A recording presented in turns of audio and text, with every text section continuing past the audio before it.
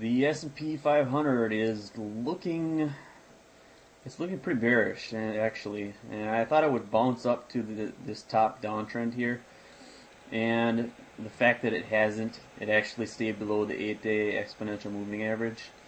That's pretty bearish, I think. And this kind of pattern where you get this steep drop, a little corrective move, and then another drop is kind of reminding me of what happened pre back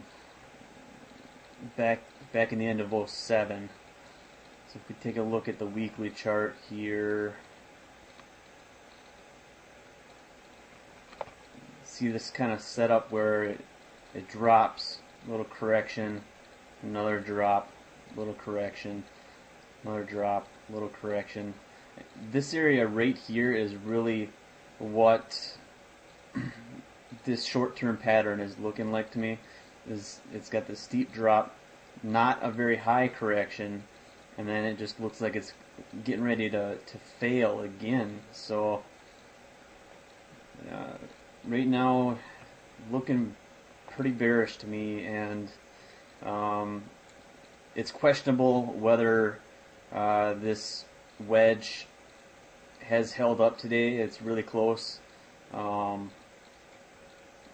It's really subject to your own opinion if it broke down from this or not today, because it's really right on the line.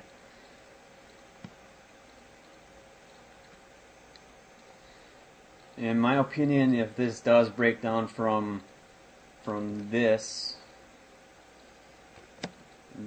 wedge between this downtrend and this uptrend, I really don't think this longer term uptrend is going to hold.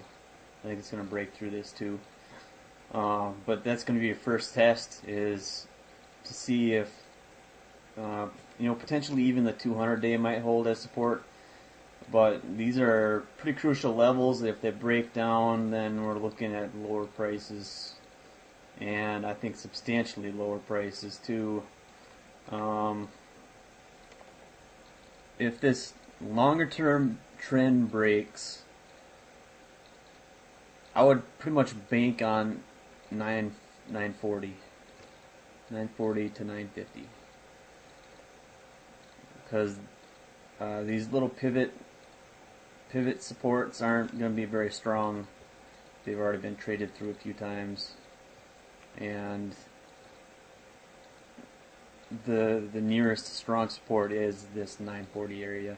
Beyond that, it's the 880 level, where we've got a little consolidation right here. So it's looking more bearish than I thought even yesterday. I did get a little pop in the morning. It didn't really do a whole lot other than reverse and sell off. We've got plenty of resistance overhead. I can see 3 on just this short-term time frame. If you look on the longer-term charts again, if we start breaking out into new 52-week highs, we've got a lot of real strong resistance on the weekly chart. Remember, weekly resistance would be even stronger than daily resistance, and it's going to be tough for this market to go higher. It's going to take a really strong fundamental change in the market in order to go higher. Best case scenario right now, we go sideways.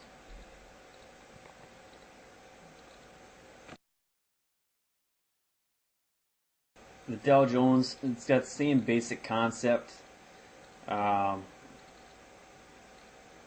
We're at the longer term uptrend right now, and so since there's only 30 stocks in this and 500 in the S&P, this could end up being an early indication on where the market is going, just like the Dow Jones Transports. So kind of keep an eye on the Dow. This doesn't have as much influence on where the price is going to go in my mind as the S&P 500, but it could be an early indication, just like the Dow Jones Transports, which right here, same basic setup as the regular Dow Jones, very similar to the S&P. These are things that we look at to get an early indication on where the market is going. Rising channels usually break down, so the key is maintaining this long-term uptrend. Otherwise, I think we're gonna be in for a sustained move lower.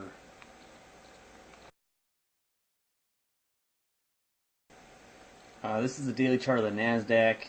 Well, once again, it's the same concept. Large drop, a little corrective move from being overextended to the downside, a little corrective move, regaining some momentum again. And today it looks like we've got a little bearish engulfing stick here. So I really do think that lower is the more likely move here.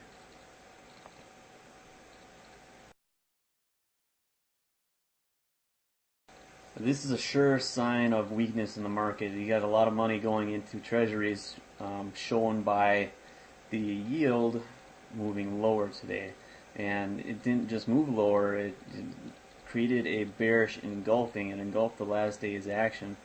And usually that's a real strong indication of a move lower coming up. So to me, this whole potential head and shoulders deal is going to fail, and we're probably going to be looking at a channel breakdown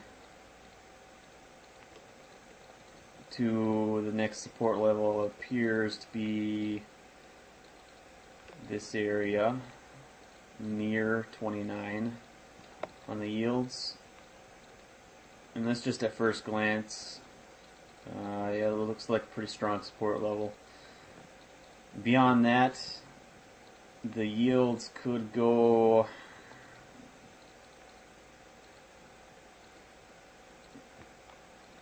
let's say as low as 26.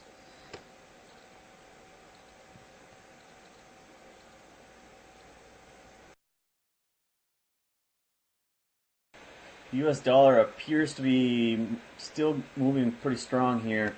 We had this ascending triangle breakout which hit our measured move, pulled back, and retested the breakout level. And the continuation move is pretty much done now, I would say. If it goes substantially higher from here, it's a move that is not worth the risk. You want it to consolidate here and then create a level we can trade against, and then break out and go higher again. That is if you're bearish on the markets and bullish on the dollar. So that's what I'm looking for here. Just a little consolidation. Going sideways will not hurt it. It will be healthy for the dollar. But potentially bearish on the markets. Even if we get another pullback to trend eventually, I don't think that would be the worst thing in the world. I don't see that happening right now, though. The strength in the dollar is it's got a lot of momentum, so it's just something to keep an eye on. And remember that if it's a strong dollar day, the market's probably going to be weak.